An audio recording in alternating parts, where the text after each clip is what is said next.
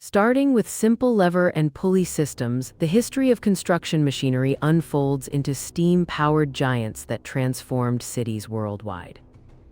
In Britain and the United States, steam cranes and early excavators sparked rapid redevelopment of docks, rail hubs, and high streets. Japan, Germany, and Scandinavia pushed hydraulics and then diesel power, boosting precision, productivity, and safety on sprawling projects. Case studies reveal the Melbourne tram network, Lagos waterfronts, and Beijing's rapid metro as milestones where machinery accelerated progress.